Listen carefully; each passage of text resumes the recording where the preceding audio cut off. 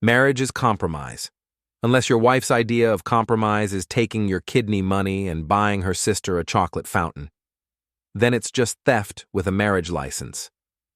I'm Darren Whitlock, 42 years old, and I supervise a delivery fleet for Henderson Logistics in what used to be a decent neighborhood before the gentrification vultures moved in. 3 months ago, Dr. Heller told me I needed kidney surgery. Not the kind where they patch you up with a Band-Aid and send you home with aspirin. The kind where they cut you open, remove a diseased organ, and hope you don't fade on the table.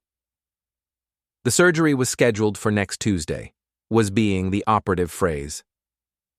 Before we dive deeper into this story, I have one small request. Please subscribe, drop a like, comment, and hit that hype button to boost this channel so more people can discover these incredible Reddit stories. Darren, you're being dramatic, Marina said, not looking up from her laptop where she was scrolling through wedding decorations. My wife of 8 years had perfected the art of dismissive multitasking. She could ignore my medical crisis while simultaneously planning someone else's perfect day. Dramatic? Marina, my creatinine levels are through the roof. Dr. Heller said if we wait much longer. Your sister's wedding is a once-in-a-lifetime event, Darren. Your kidney thing can wait a few weeks. My kidney thing, like it was a hobby I'd picked up to annoy her. Marina Whitlock, née Fells, was 39 and still turned heads at the grocery store. Blonde hair that cost more than my monthly car payment, yoga-toned body, and the kind of smile that made men forget she had the emotional depth of a puddle. She worked as a freelance makeup artist, which meant she had plenty of time to obsess over her sister's upcoming wedding. Besides, she continued, clicking through photos of ice sculptures, Amber really needs our support right now. The stress of planning a wedding is incredible. Amber Fells was 34, Instagram famous in her own mind, and had never worked a day in her life. Her fiancé Kyle was some trust fund kid who thought manual labor was opening his own car door. Together, they were planning a wedding that would make the royal family blush. Our support? I asked. What exactly does that mean? Marina finally looked at me, her blue eyes cold as January. It means being there for family, Darren. Something you might understand if you weren't so selfish. Selfish. Right. Because wanting to live long enough to see my next birthday was the height of narcissism.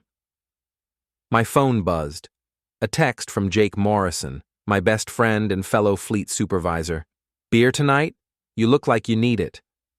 Jake was 45, divorced, and had the kind of brutal honesty that made him either your best friend or your worst enemy. He'd been watching me deteriorate for months, and unlike my wife, he actually gave a damn. I'm going out with Jake, I announced. Fine, Marina said, already back to her laptop. I'm meeting Amber anyway. We need to finalize the catering menu. I grabbed my jacket and headed for the door, pausing when I heard Marina's phone ring. Amber! Yes, I'm looking at the flowers now. The white roses are gorgeous, but what about adding some gold accents? I know, right? Darren thinks we're spending too much, but this is your special day. Spending too much. I felt my chest tighten, and it wasn't just my failing kidneys. At Murphy's bar, Jake was already 3 beers deep and working on a plate of wings. He looked up when I walked in, took one look at my face, and ordered me a double whiskey. That bad? He asked.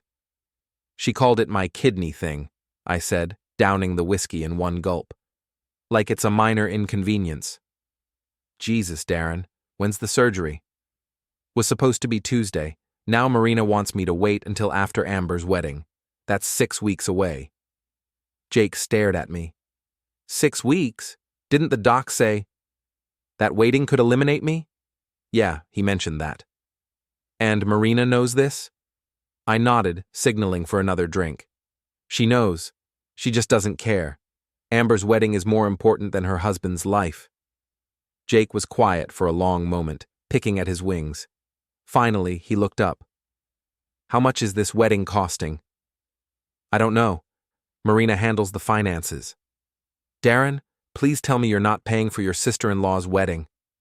The way he said it made my stomach drop. Of course not. We're just helping out. Helping out how? I pulled out my phone and opened my banking app, something I rarely did because Marina managed our accounts. She was better with numbers, she said, more organized. The screen loaded, and I stared at the balance in our emergency fund. The fund we'd been building for 5 years. The fund that was supposed to cover my surgery. Darren? Jake's voice sounded far away. You okay? You look like you've seen a ghost. I turned the phone toward him. Where there should have been $47,000, there was $1,200. Snake, Jake whispered. My hands were shaking as I scrolled through the transaction history. Withdrawal after withdrawal, all authorized by Marina. Payments to florists, caterers, venues, dress shops. 5 years of careful saving, gone. She spent my kidney money on her sister's wedding, I said, my voice barely above a whisper. Jake reached across the table and grabbed my phone, scrolling through the transactions. $46,000, Darren. She spent $46,000 without telling you. The bartender was looking at us now, probably wondering why 2 middle-aged men were staring at a phone like it contained the secrets of the universe. What are you going to do? Jake asked. I thought about Marina at home, planning centerpieces while I sat in a bar discovering she'd stolen my life savings. I thought about Amber, probably trying on another $1,000 dress while I faced the possibility of fading because we couldn't afford surgery. I'm going to get my money back, I said, and then I'm going to make them both pay for what they've done. Jake grinned, and it wasn't a nice expression. Now you're talking. What do you need me to do? First, I need to call Dr. Heller and see if I can still get the surgery scheduled. Then I need to call a lawyer. A lawyer? You're divorcing her? Maybe. But first, I'm going to destroy that wedding. I finished my drink and stood up, feeling steadier than I had in months. Marina and Amber thought they were clever, stealing from a sick man to fund their fantasy. They were about to learn that even a fading man could fight back. And when I was done with them, they'd wish they'd never heard the word wedding. The next morning, I woke up in the guest bedroom with a hangover and a plan. Marina had already left for another wedding planning session, leaving behind the scent of expensive perfume and a note reminding me to pick up dry cleaning. I called in sick to work and spent the morning making phone calls. Dr. Heller's office could squeeze me in for surgery next week if I could guarantee payment. The hospital's financial office was less accommodating. Mr. Whitlock, without insurance pre-approval or cash payment, we can't schedule the procedure, the billing coordinator explained with practiced sympathy. How much do we need up front? $35,000. I had $1,200 in the emergency fund and maybe $3,000 in checking. Marina had been thorough. My second call was to Sarah Tremaine, a divorce attorney Jake had recommended. She had a reputation for being ruthless, which sounded perfect for my situation. Mr. Whitlock, I can see you this afternoon, she said after I explained the basics. Bring all your financial records, and I mean everything.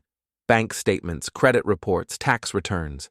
If your wife has been moving money around, we need to document it. While I gathered paperwork, my phone rang. Marina. Darren, I need you to call the bank and increase our credit limit. Amber found the perfect wedding cake, but it's a little more than we budgeted.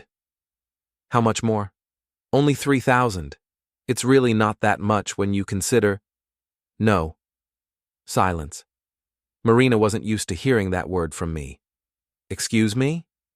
I said no. We're not spending any more money on Amber's wedding. Darren, don't be ridiculous. It's just a credit card. We can pay it off later.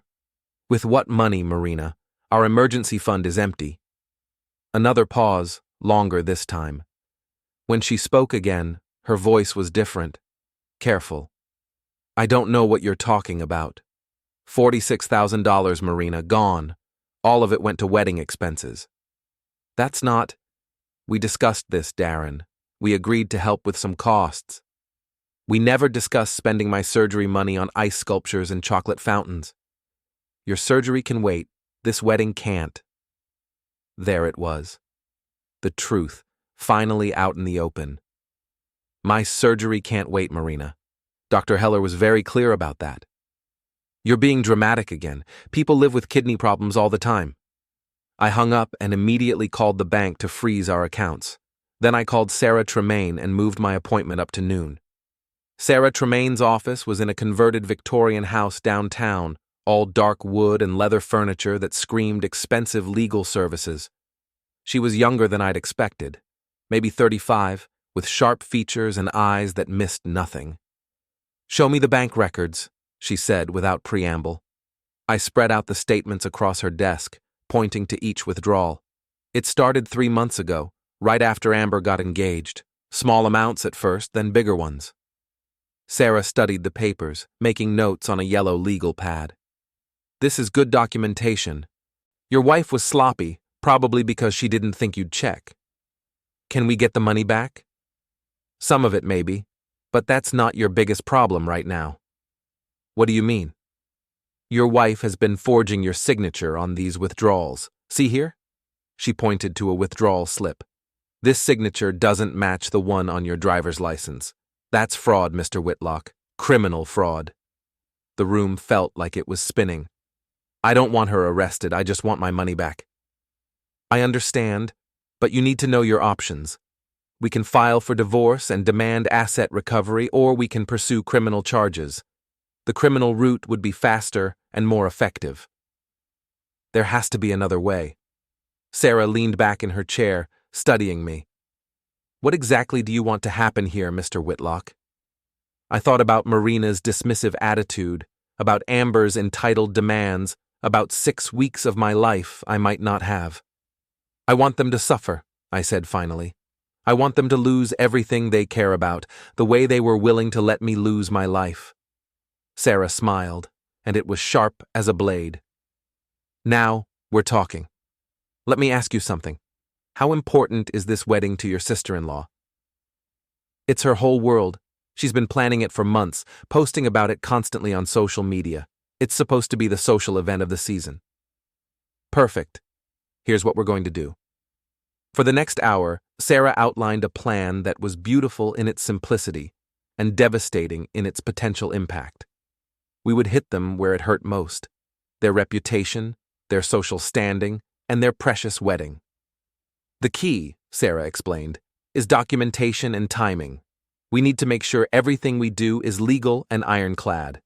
When we're done, they won't be able to claim ignorance or victimhood." I left her office with a thick folder of papers to sign and a feeling of anticipation I hadn't experienced in months. For the first time since my diagnosis, I felt like I was in control of my own life. That evening, Marina came home late, her arms full of wedding magazines and fabric samples. "Darren, you'll never guess what Amber found for the reception centerpieces. These amazing crystal candelabras that I filed for divorce today." She dropped the magazines, fabric samples scattering across the floor like confetti. "You what?" "I also froze our bank accounts and filed a civil suit against you for fraud." Marina's face went through several expressions: shock, anger, fear, and finally calculation. "You can't do this, Darren. We're married. What's mine is yours, and what's yours is mine. Not when you forge my signature to steal money for your sister's wedding." "I never forged anything." I pulled out copies of the withdrawal slips Sarah had given me, laying them on the coffee table next to samples of my real signature. "Want to explain these?" Marina stared at the papers, her face pale. "This is insane, Darren. You're having some kind of breakdown." "The only thing breaking down is my kidneys, Marina. The kidneys you condemned to failure so Amber could have gold-plated wedding favors. The surgery isn't that urgent. Dr. Heller says I have maybe 2 months before permanent damage occurs. The wedding is in 6 weeks. You do the math." Marina sank onto the couch, finally understanding the magnitude of what she'd done. "We can fix this," she said quietly. "We can postpone the wedding, get the money back." "It's too late for that. The papers are filed, The accounts are frozen, and tomorrow morning, every vendor working on Amber's wedding is going to receive a legal notice that all payments made with stolen funds need to be returned. Marina's eyes widened. You can't destroy her wedding. Watch me. She started crying then, big dramatic tears that might have moved me 6 months ago. Now they just looked like another performance. Please, Darren, I'll do anything, just don't ruin this for Amber. You should have thought of that before you decided my life was worth less than her party. I headed for the guest bedroom, leaving Marina sobbing on the couch surrounded by wedding magazines. Tomorrow, the real fun would begin. I woke up Tuesday morning to the sound of my phone ringing. The caller ID showed Amber's number, which meant Marina had already called her sister with the bad news. You bastard! Amber's voice was shrill enough to shatter glass. How dare you try to ruin my wedding? Good morning to you too, Amber. This is the most selfish, petty thing I've ever heard of. Marina told me what you're doing, and it's disgusting. What's disgusting is stealing $46,000 from a fading man. You're not fading, you're being dramatic to get attention. I hung up and called Sarah Tremaine. The notices went out at 8 this morning, she reported with satisfaction. By now, every vendor should have received documentation showing that payments were made with fraudulently obtained funds. What happens next? Chaos, mostly. Vendors don't like legal complications. Most of them will demand immediate cash payment to continue services, or they'll cancel contracts altogether. And if Amber and Marina can't pay? Then the wedding of the century becomes the cancellation of the decade. I was getting dressed when Marina burst into the guest bedroom without knocking. The florist just called, she said, her voice tight with panic. They're demanding $15,000 in cash by noon, or they're canceling the order. That's unfortunate. The caterer wants $20,000. The venue wants $12,000. The band wants $8,000. I continued buttoning my shirt. Sounds expensive. Darren, please, we can work this out. I'll pay you back, I swear. With what money? You don't have a job, remember. You're a freelance makeup artist who hasn't had a client in 3 months. Marina's face crumpled. I was trying to help my sister. You were trying to play fairy godmother with my money. There's a difference. My phone rang. Jake. Turn on Channel 7, he said without preamble. I grabbed the remote and flipped to the local news station. A reporter was standing outside the Grandview Country Club, where Amber's reception was supposed to take place. What appears to be a major wedding fraud scandal has rocked the local social scene, the reporter was saying.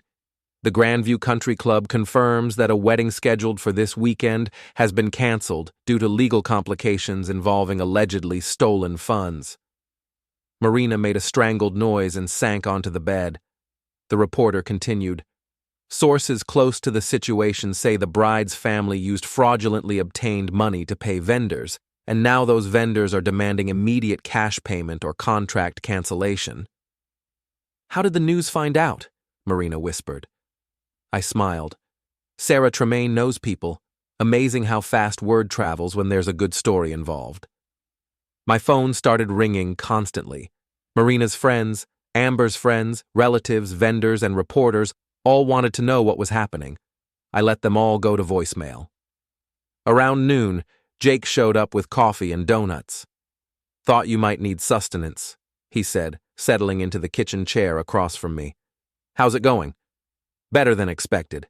Amber's called me 17 times, Marina's locked herself in the bedroom, and I just got a call from Kyle's parents asking if the wedding is really canceled. Kyle's parents? Apparently they were flying in from California for the wedding. Someone needs to tell them not to bother. Jake grinned. This is beautiful, man. Absolutely beautiful. It gets better. Sarah says we can probably recover about $30,000 of the stolen money once the vendors return the payments. That's enough for the surgery with some left over. And the divorce? Marina will sign whatever I put in front of her if it means avoiding criminal charges. We were interrupted by a commotion outside. Through the kitchen window, I could see a news van pulling up to the curb. Looks like you're famous, Jake observed. The doorbell rang, followed by aggressive knocking. Mr. Whitlock, Channel 7 News. We'd like to ask you a few questions about the wedding fraud scandal. I looked at Jake. Want to have some fun? Always. We went to the front door together. The reporter was a young woman with perfectly styled hair and the hungry look of someone chasing her first big story. Mr. Whitlock, can you comment on allegations that your wife stole money intended for your medical treatment? I can confirm that my wife withdrew $46,000 from our emergency fund without my knowledge or consent, I said calmly. This money was intended to pay for kidney surgery that I need to survive. And this money was used for wedding expenses? Every penny. Ice sculptures, chocolate fountains, gold-plated favors. All paid for with money that was supposed to keep me alive. The reporter's eyes lit up. This was better than she'd hoped for. How do you feel about your sister-in-law's wedding being canceled? I feel like justice is being served. When you steal from a fading man to pay for a party, there should be consequences. Have you spoken to your wife or sister-in-law about this situation? My wife is currently hiding in the bedroom, and my sister-in-law has called me 18 times to tell me I'm ruining her life. Neither of them has apologized for nearly ruining mine. Behind me, I heard Marina's bedroom door slam open. "Darren!" she hissed. "Get inside! You're making this worse!" I turned to face her, making sure the camera caught her disheveled appearance and panicked expression. "Worse than stealing my surgery money?" "I don't think that's possible." The reporter pounced. "Mrs. Whitlock, can you comment on the allegations against you?" Marina's face went white. "No comment," she managed, then fled back inside. "There you have it," I told the camera. "The woman who stole my kidney money has no comment." After the news crew left, Jake and I sat on the front porch drinking beer and watching my phone explode with notifications. "You know this is going to be everywhere by tonight," Jake said. "Good. Let everyone know what kind of people Marina and Amber really are." "What's your next move?" I pulled out a thick envelope Sarah had given me that morning. "Tomorrow, I serve Marina with divorce papers and Amber with a civil suit for conspiracy to commit fraud. Then we see how much they're willing to pay to make this go away. And if they can't pay, then they'll learn what it feels like to lose everything that matters to them."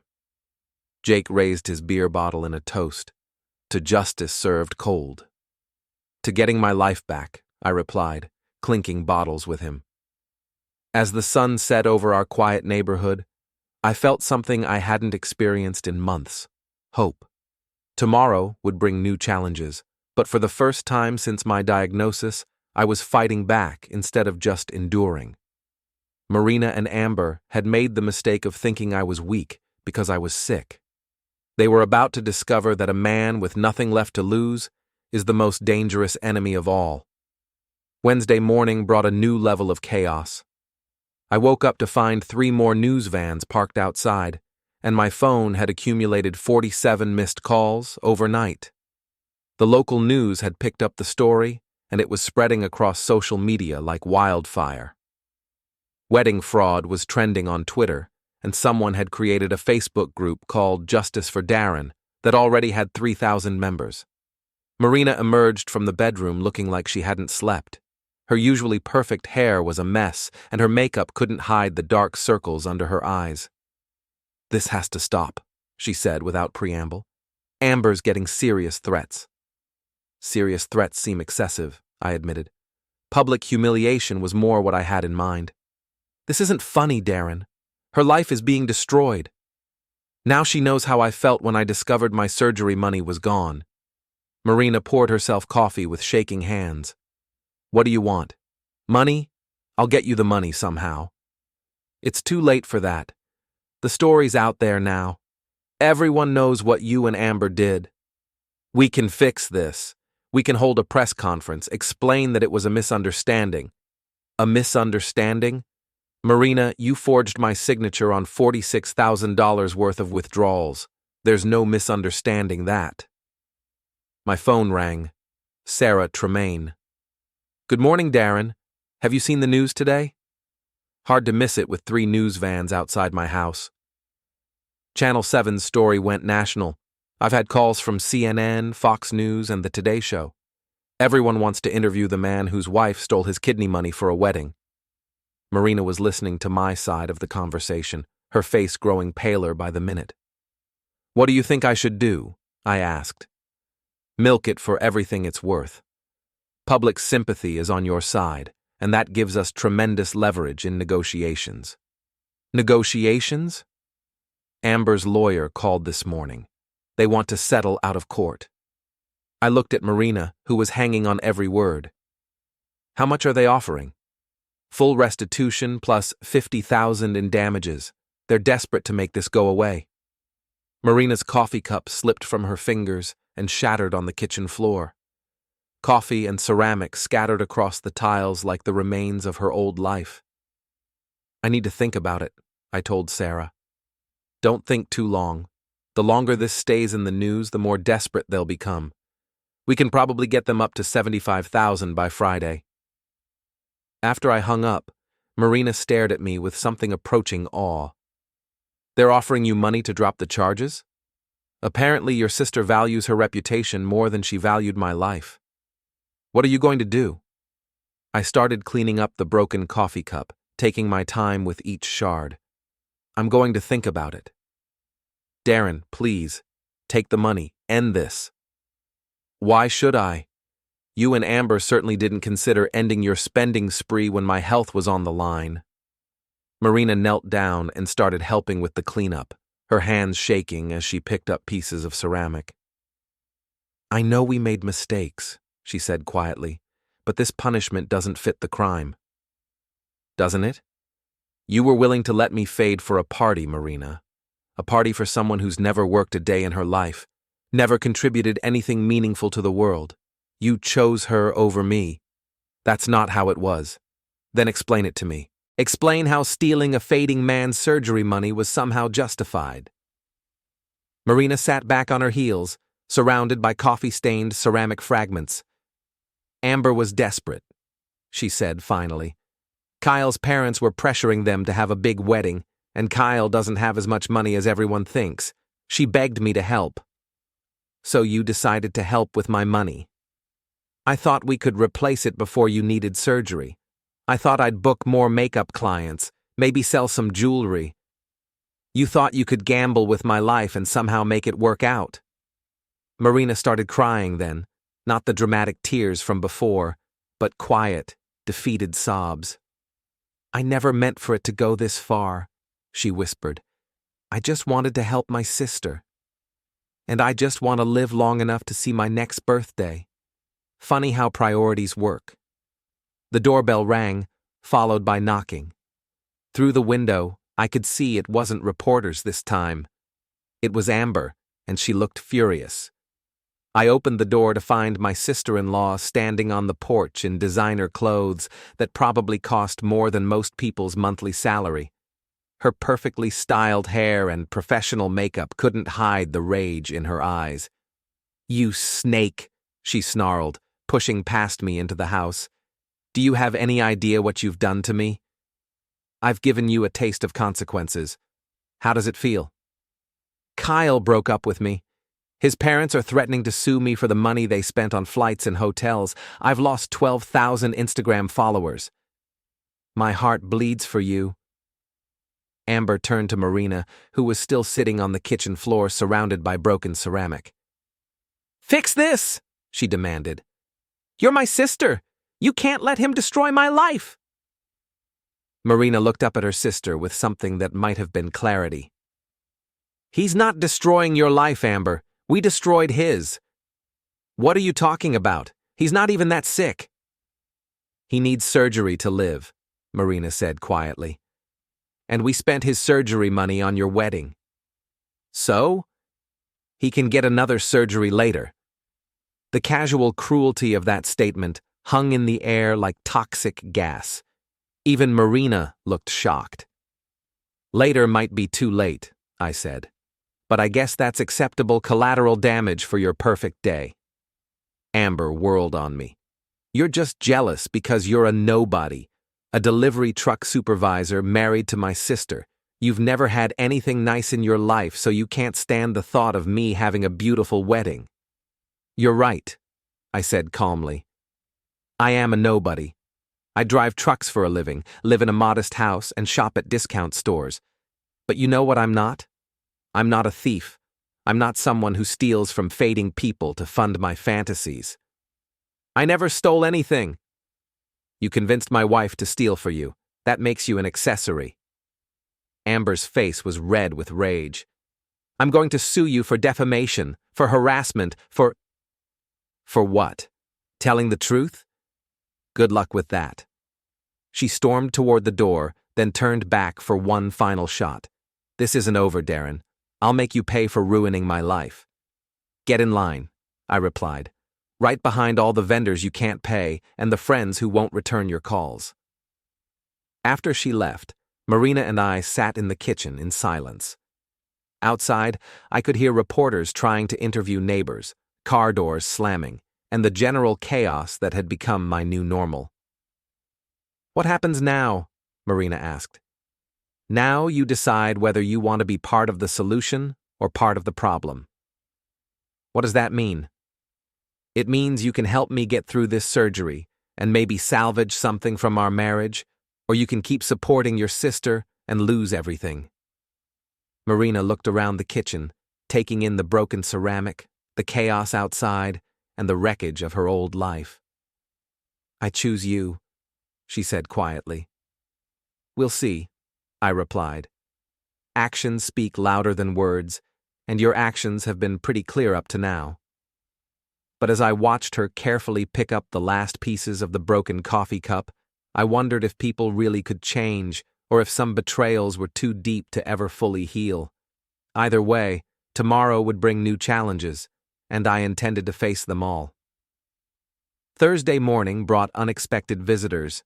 I was drinking coffee and reading online comments about the story when Jake knocked on the door, followed by my neighbor Mrs. Peterson and two people I didn't recognize. Darren, meet Tom Bradley and Lisa Chen from the local news, Jake said with a grin. They want to do a follow-up story. Tom was a seasoned reporter with gray hair and kind eyes. Lisa was a photographer who immediately started documenting the scene.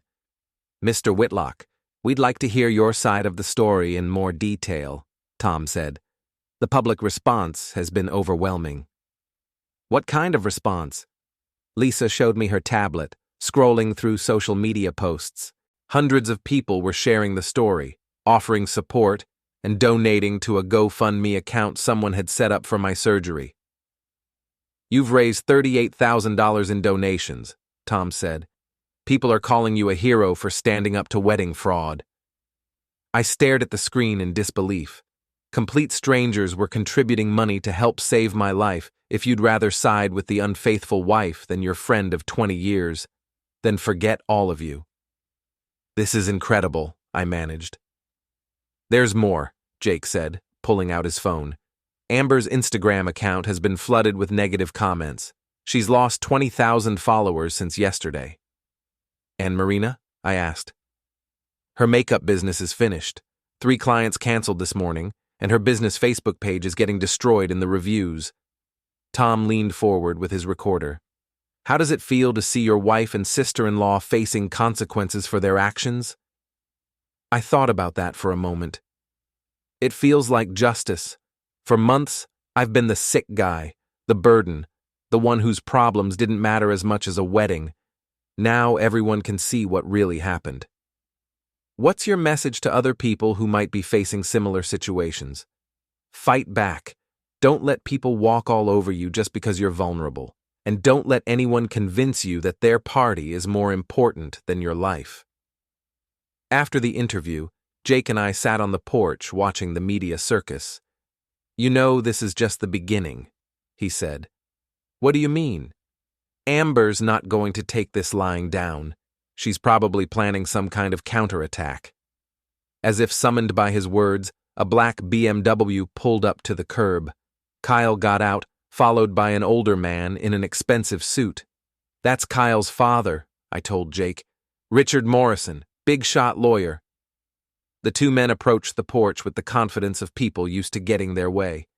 Mr. Whitlock, Richard said without preamble, I'm here to discuss a resolution to this unfortunate situation. There's nothing to discuss. Your son's ex-fiancée helped steal my surgery money. The facts are pretty clear. The facts, as you call them, are more complicated than the media is reporting. My client is prepared to offer full restitution plus damages in exchange for a public apology and retraction. Your client? Miss Fells has retained my services. She maintains that she was unaware the money was obtained without your consent. Jake snorted. That's rich. She thought Marina was just independently wealthy? Richard ignored him, focusing on me. This media circus is damaging my client's reputation and mental health. She's receiving serious threats, Mr. Whitlock. Is that really what you wanted? I wanted my surgery money back and some consequences for the people who stole it. The serious threats are unfortunate, but they're not my responsibility. Everything that's happened is your responsibility. You chose to make this public instead of handling it privately. I chose to tell the truth. If the truth is damaging to your client's reputation, maybe she should have made better choices. Richard's jaw tightened. My client is prepared to offer $100,000 to settle this matter. The number hung in the air like a challenge. $100,000 would cover my surgery, pay off our debts, and leave us comfortable for years. What would I have to do for this $100,000? I asked. Public apology, admission that you misunderstood the situation, and a statement that Miss Fells acted in good faith. So I'd have to lie. You'd have to acknowledge that the situation was more nuanced than initially reported. I looked at Jake, who was shaking his head vigorously. That's a generous offer, Mr. Morrison, but I'm going to pass. Richard's composure slipped slightly. Mr. Whitlock, I don't think you understand the gravity of this situation. My client has resources and connections that could make your life very difficult. Is that a threat? It's a reality check. Take the money and move on with your life. Or what? Or face the consequences of refusing a reasonable settlement. Jake stood up, and I could see the anger in his posture. I think it's time for you gentlemen to leave. Richard handed me a business card. You have 24 hours to reconsider. After that, the offer is withdrawn, and we pursue other options. After they left, Jake paced the porch like a caged animal. Other options? What the hell does that mean? It means they're going to try to destroy me if I don't take their deal. Can they do that? I thought about Richard Morrison's reputation, his connections, and his resources. Probably. But you know what? I don't care anymore. What do you mean? I mean, I've spent months being afraid. Afraid of fading, afraid of being a burden, afraid of standing up for myself. I'm done being afraid. Even if they can ruin your life? Jake, 3 days ago I was a sick man whose wife stole his surgery money. Today I've got enough donations to pay for surgery twice over, a divorce lawyer who's working for free because she believes in the case, and the support of thousands of strangers who think I did the right thing. And for the first time in months, I feel like myself again. Not the sick guy, not the victim, but the man who fights back when someone tries to destroy him. Jake grinned and sat back down. So what's the plan? The plan is to see this through to the end, no matter what they throw at us. Even if it gets ugly? Especially if it gets ugly. Marina and Amber started this fight when they decided my life was worth less than a wedding. Now they get to finish it. That evening, I called Sarah Tremaine and told her about Richard Morrison's offer. $100,000 is a lot of money, she said thoughtfully. But taking it would mean admitting you were wrong and you weren't wrong. They stole from you, Darren. Taking their money to say otherwise would be letting them win. That's what I thought. What happens next? Next, we prepare for war. Because if Richard Morrison is involved, this is about to get very interesting. As I hung up the phone, I realized I was actually looking forward to the fight. For months, I'd been passive, letting things happen to me. Now I was finally taking control. Marina and Amber had made the mistake of thinking I was weak. They were about to learn the difference between being sick and being defeated. And I wasn't defeated yet. Friday morning arrived with all the subtlety of a freight train. I woke up to find 24 reporters camped outside my house, 3 news vans blocking the street, and my phone buzzing with calls from national media outlets. The story had gone viral overnight. A wedding fraud was trending nationwide, and someone had leaked audio of Amber calling me just a delivery truck driver during her rant in my kitchen. Jake arrived with coffee and donuts, pushing through the crowd of reporters like a man on a mission. "Have you seen the news?" he asked, settling into the kitchen chair. "Hard to miss it. Amber tried to hold a press conference last night. It did not go well." He showed me his phone. The video was brutal. Amber, perfectly made up and dressed in designer clothes, tried to paint herself as the victim of a vindictive brother-in-law. The reporters weren't buying it. "Miss Fells, are you saying you didn't know the money was stolen?" "I never used that word. It was a family loan that got mischaracterized." "A loan from a man who needed the money for life-saving surgery?" "Darren's condition isn't as serious as he's claiming. He's being dramatic for sympathy." "Miss Fells, we have medical records showing that Mr. Whitlock's condition is indeed life-threatening." "Those records are private. How did you get them?" The video cut off there, but Jake had more. After the press conference, someone leaked her Instagram DMs. "She's been calling you a pathetic loser and saying she hopes you fade during surgery."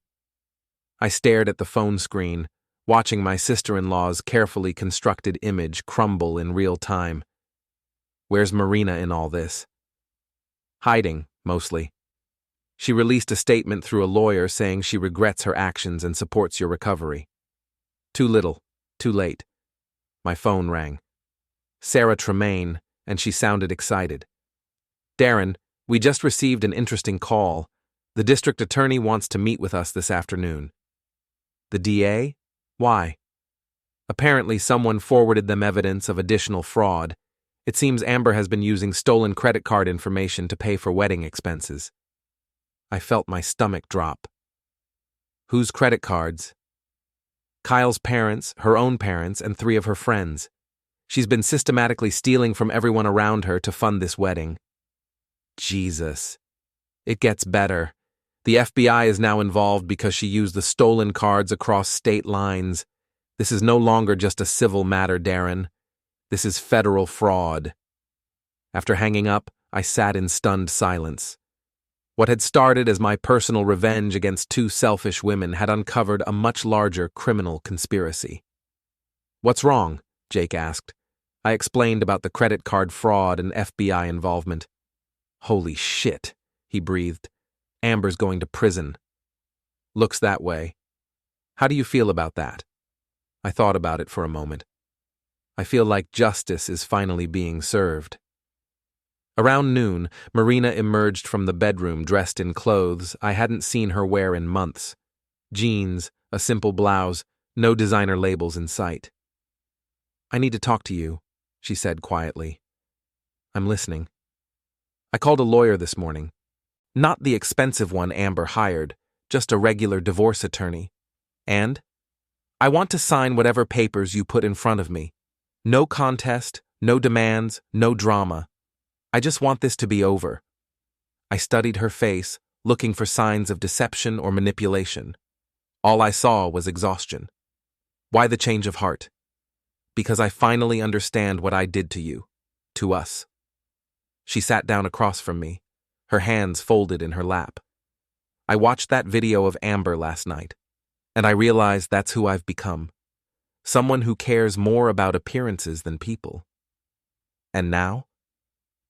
Now I want to try to become someone better, someone worthy of forgiveness, even if that forgiveness doesn't come from you." Before I could respond, my phone rang. Unknown number. "Mr. Whitlock, this is Agent Jennifer Walsh with the FBI. I need to speak with you about Amber Fells and the wedding fraud case." "Of course. Can you come to our field office this afternoon? We have some questions about your wife's involvement in Miss Fells' activities." I looked at Marina, who had gone pale. "I'll be there at 2 o'clock. After I hung up, Marina stared at me with something approaching terror. They think I'm involved in the credit card fraud? Are you? No. I swear to God, Darren, I only took money from our accounts. I never touched anyone else's cards. Then you don't have anything to worry about. Will you tell them that? I considered the question. Marina had betrayed me, stolen from me, and chosen her sister over her husband. But she wasn't a criminal mastermind, just a weak woman who made terrible choices. I'll tell them the truth, I said finally. That you stole from our joint accounts but weren't involved in anything else. Marina's relief was visible. Thank you. Don't thank me yet. The truth might not be enough to keep you out of trouble. That afternoon, Jake drove me to the FBI field office while Marina stayed home to avoid the media circus. Agent Walsh was a no-nonsense woman in her 40s who got straight to the point. Mr. Whitlock, we need to understand the full scope of Miss Fell's fraudulent activities. Start from the beginning and tell me everything. For 2 hours, I laid out the entire story. The stolen surgery money, the forged signatures, the wedding expenses, and Amber's increasingly desperate attempts to fund her fantasy wedding. Did your wife ever mention credit cards or other people's financial information? No. As far as I know, she only took money from our joint accounts. You're sure about that? I'm sure. Marina is many things, but she's not sophisticated enough for credit card fraud. She can barely manage our own finances. Agent Walsh made notes throughout the interview, occasionally asking for clarification or additional details. One more question, Mr. Whitlock. Are you satisfied with how this case has developed? What do you mean? You started this to get your surgery money back. Now we're looking at federal charges against Miss Fells that could put her in prison for years. Are you comfortable with that escalation? I thought about Amber's press conference, her Instagram messages, her casual dismissal of my life as unimportant. Agent Walsh, I didn't escalate anything. I just told the truth about what happened to me. If that truth led to the discovery of other crimes, that's on Amber, not me. Fair enough. When I got home, the media circus had intensified. National news trucks lined the street, and reporters were interviewing neighbors about the wedding fraud scandal. Marina met me at the door, her face anxious. What did they say? They believe you weren't involved in the credit card fraud. You'll probably face charges for the bank fraud, but nothing federal. And Amber? Amber's looking at 5 to 10 years in federal prison. Marina sank onto the couch, the full weight of the situation finally hitting her. This is really happening, isn't it? It's really happening. What about us? I looked at my wife of 8 years, this woman who had chosen her sister's wedding over her husband's life, and tried to find some remnant of the love I used to feel for her. I don't know, Marina. I honestly don't know. That evening, as the news trucks finally began to disperse and the reporters moved on to other stories, I sat on my front porch with Jake and watched the sun set over the neighborhood. So, what happens now? He asked. Now I get my surgery, recover, and figure out what comes next. And Marina? Marina has to live with the consequences of her choices, just like everyone else. Any regrets about how this all played out? I thought about the question seriously. 3 days ago, I was a fading man whose wife had stolen his surgery money. Tonight, I had enough donations to pay for surgery twice over, a sister-in-law facing federal prison time, and the support of thousands of strangers who believed I did the right thing. No regrets, I said finally. For the first time in months, I feel like justice has been served. Even though it got bigger than you planned? Especially because it got bigger than I planned. Amber wasn't just stealing from me, Jake. She was stealing from everyone around her. If my story hadn't gone public, she would have kept doing it until someone got hurt even worse. Jake raised his beer bottle in a toast. To telling the truth, no matter what it costs. To getting my life back, I replied. As we sat there in comfortable silence, I realized that despite everything, the betrayal, the theft, the media circus, and the federal investigation, I felt something I hadn't experienced in months: peace. Marina and Amber had tried to write me off as unimportant, a sick man whose problems didn't matter as much as their dreams. Instead, they'd discovered that even a fading man could fight back when pushed too far. The wedding was canceled, the money was returned, and justice was being served. It wasn't the ending any of us had planned, but it was the ending we all deserved. And for the first time since my diagnosis, I was looking forward to tomorrow.